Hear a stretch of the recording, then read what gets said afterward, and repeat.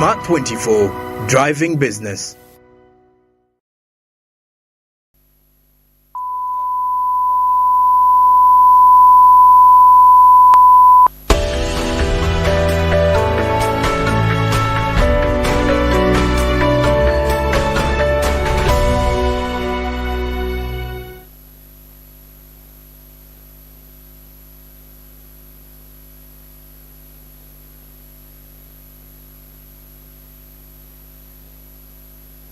We'll be back from the break, and this conversation does seem to be ongoing and was one that you would definitely love to be part of. And for those who are just joining us, many thanks. Of course, you're watching The Point, where we analyze economic policies in quite a wide range of discussions, how it affects you as a Ugandan.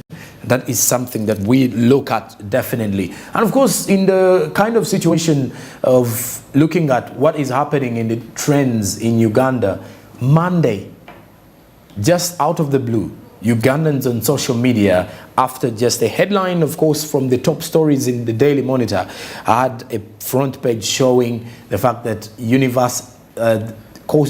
programs in Ugandans' universities have been, damned or as void, expired by universities abroad or by employers abroad.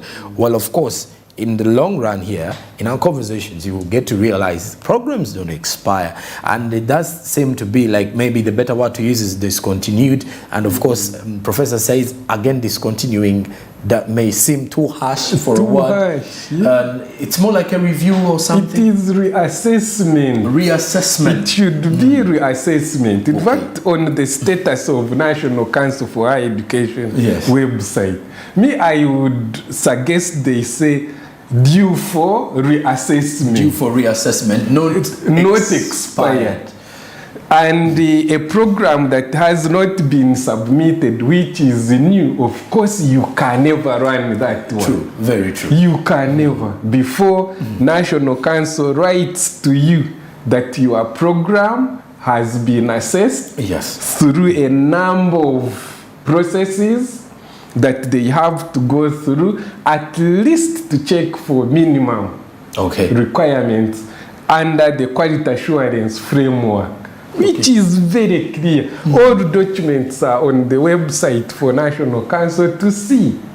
So I do not want to believe that universities were not aware, because the information was there. Because students check. Though again, Ugandans, we are good at talking, not asking questions. Okay, now, Professor, when you look at the fact that a government has given universities a deadline to review these courses, a deadline which is close to 5 months to review these, which the media has termed as expired academic programs. Right. What normally happens during this review process or this review period? Yeah, the issue is that the university may choose to even change few things. And the National Council for Higher Education, if I'm not mistaken, if you change less than 30% of the original content you submitted, you've affected. Don't, the payment or the amount of money they charge you may be less, or they may not charge you. I need to cross-check on that. But if you change the program more than 30%, then you are required to pay a fee, a reaccreditation fee of around 825,000 per program. Yes. And some media houses were referring to 20,000 shillings that is paid by every student that is the one responsible for accrediting programs. It is just a small fee to run the affairs of National Council. But programs, each program is charged 800 8,000. 825,000. That is if it is to be reassessed. And it also goes, if it is a new program, okay, you are submitting a new program again, but the requirements for a new program is much more rigorous than the existing program that needs reassessment. At least you have a base. But a new program is like developing a new product. Yes. And therefore, universities, for a university to submit a new program, you have thought through the program by having the requirement of stakeholder engagement. If it is a professional program like law, you need to have consulted the lawyers to give input in designing of content, course content or courses within the program. Then it goes through the academic, the structures, the governing structures, which now is academic board or school boards. Then it has to go to Senate. Okay. Then Senate approves, but Senate is like working under the University Council. At least this is what we do. It is after council looks at the program and you have defended it. It is like a battle. The school that wants to run the program must convince management that this program is worth running. And at every level, there is quality assurance. So by the time a program is submitted to National Council for Higher Education, you can be sure that you will either get, if you did a good job, you will get minor corrections. It can be major if you didn't do a good job, or it can be rejected if you did not meet. There is a criteria, like we do in journal article review research papers.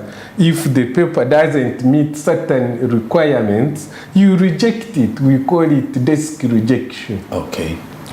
But if National Council sees that a university has done a good job, there is references, the rationale, the intending learning outcomes or expected learning outcomes are clear, as laid by the minimum quality assurance standards, then it is sent out to reviewers. And this also comes at a cost. National Council has to incur the cost for the reviewers. And the program is not sent to one individual. It is sent, I need to cross-check, but it may be sent to more than two individuals. And they comment on each line, each... That is all during the process of reassessing.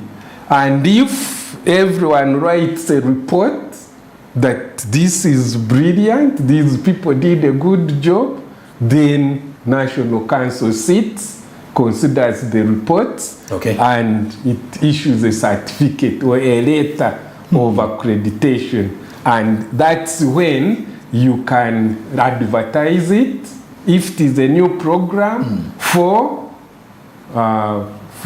students or potential applicants to apply for it.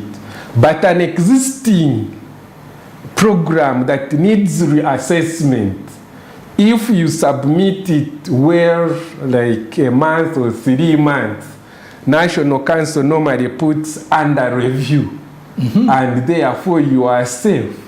Okay. And there are high chances that the program will be reaccredited. Okay, besides that, now we take our focus back to the fact that the reports that we've been having in here relate to the expired programs that are offered by the universities in the country. What, in your view, do you think led to the entire situation that we're in? What do you think contributed to identifying or pointing out that these programs are expired in universities? Do you think it's because of the changes in the industry demands? Are there technological advancements that we can attach to it, or is it a regulatory requirement? You have already answered the question. It is a regulatory requirement for the entire higher institution of education. All including those who would offer certificates. So long as you are under higher education, then you are regulated by National Council for Higher Education. Okay. So the regulation, of course, I have elaborated on the process. It is not cheap. It is not cheap to reassess given the amount, the price tag on it.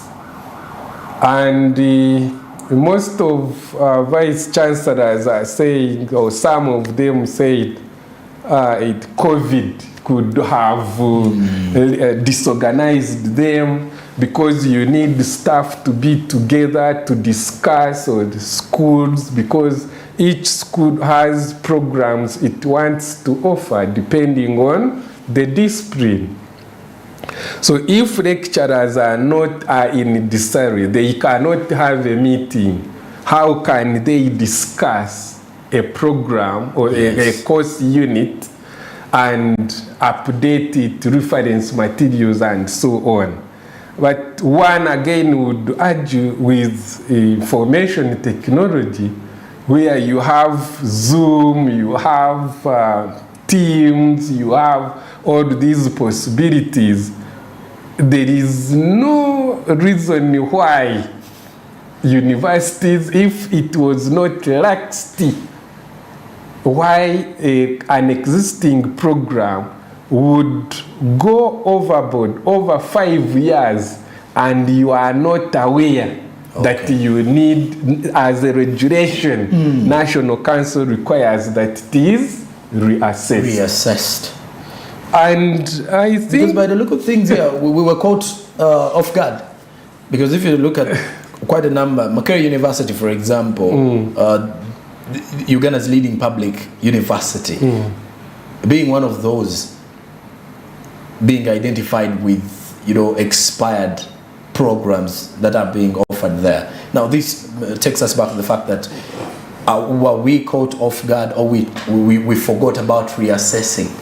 It is, I think Professor Nawangwe, the VC Makerere, they put it clearly. And I like him because he accepted and took personal responsibility that there was some level of laxity, but also National Council, because the process is rather tedious.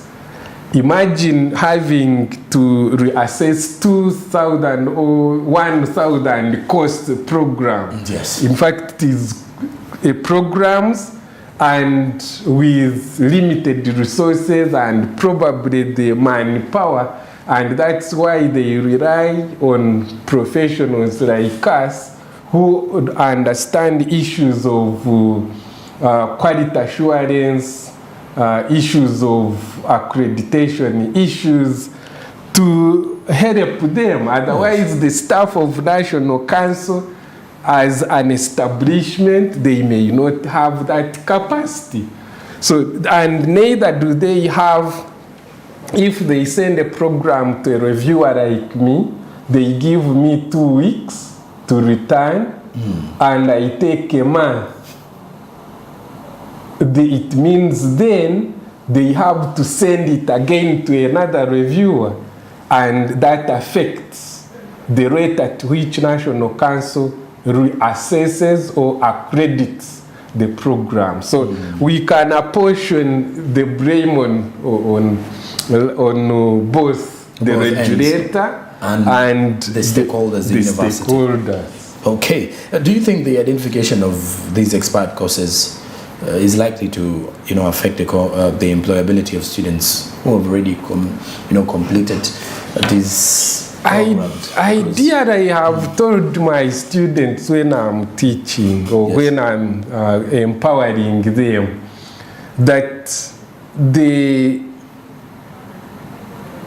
competencies and skills you acquire over a period of 3 years, if a program is 3 years, cannot expire. And therefore, the qualification should be in the head, not on the paper. So the degree should be in the head.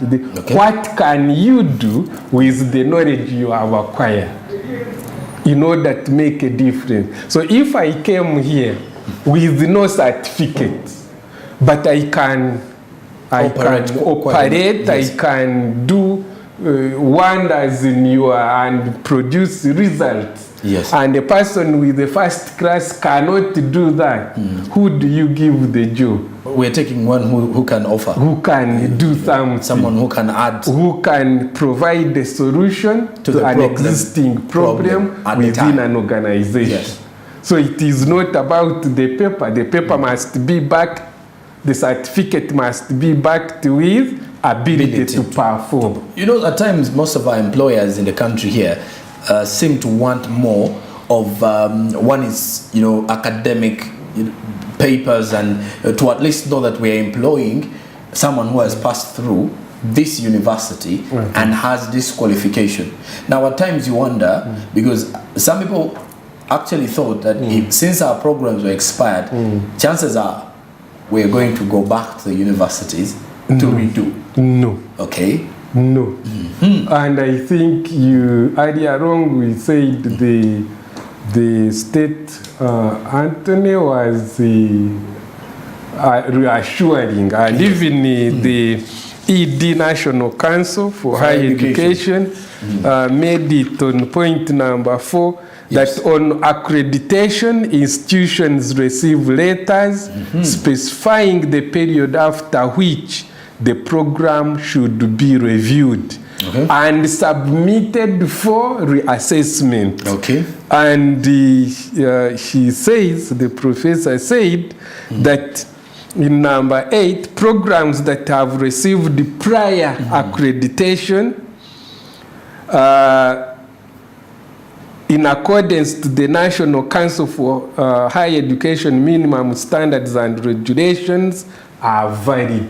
Okay, you know, there is one thing I wanted to understand, by the way, Professor, that I didn't ask is, you've been mentioning about the fact that according to the National Council for Higher Education, there should be reassessment.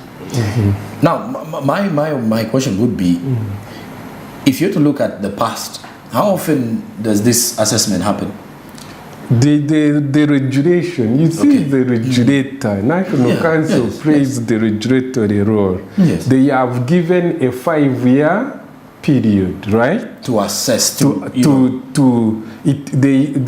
assume that within 5 years, and some have argued that 5 years is short. So that means the courses the programs that are deemed to have expired 2016 were supposed to be reassessed by 2021. Exactly. Okay. So if really you are in 2023 and the letter that they gave you from National Council said 5 years, and you know by law you need to resubmit, either by making major changes or minor changes. And you cannot say something has not happened. For example, new reference materials could have been published by the time you submitted the original program. New knowledge has emerged, and therefore you need to appraise the National Council that you are at par with the current development, so that they have a record of something updated. Yes. So it is continuous improvement. Even as I said before, as lecturers deliver the course units within the semester, if they submitted something to National Council and you find that it needs to change, you don't wait for 5 years. You improve on it, and when it comes to reassessment, then you submit that new improved course description, course units or topics, so that now the regulatory body knows that you are doing something and you are not giving stale information that cannot be used at that particular point. Okay. Within the student life and experience at the university. Okay.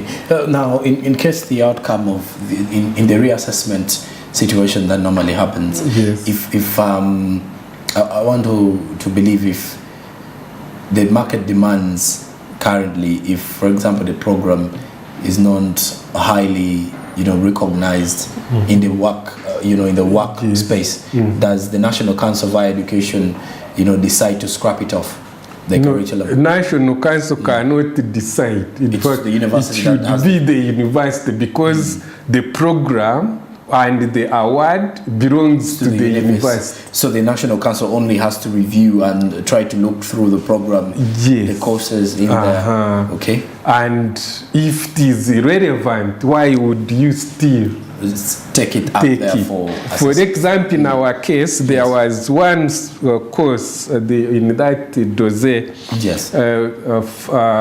Foundation certificate.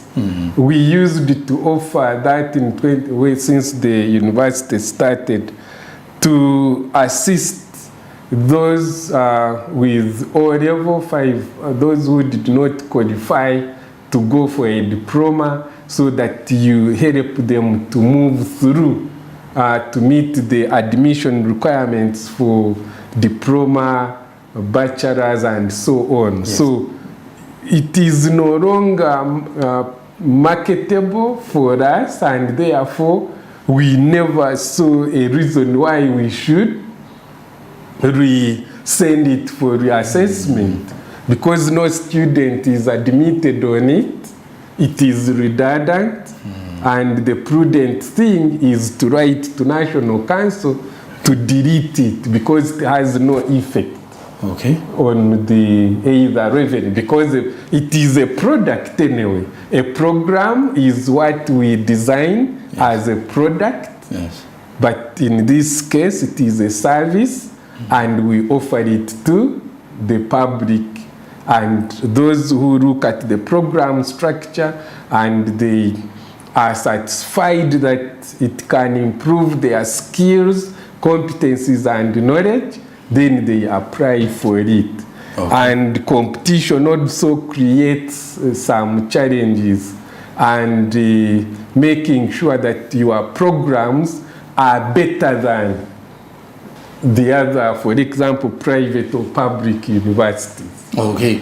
And well, of course, if you're following up with our kind of conversation here and you would wish to be part, you can go onto our YouTube channel. We are streaming, and you share with us your thoughts and feels, as we will definitely be sharing them here, and Professor will be in here to at least answer one or two of those. And at the same time, you can as well get in touch with our Twitter, that is at Smart24TV now. Share your opinions, share your views in regards to our kind of conversation here in relation to the kind of programs that are being offered in Uganda's universities, and why were they termed as expired programs, something that Professor says it is not supposed to be used as a terminology to refer to a university program, because he says what happens during that time is supposed to be room for reassessment and review of the same. You're still watching The Point, and we will be returning with our conversations. Now, our conversations after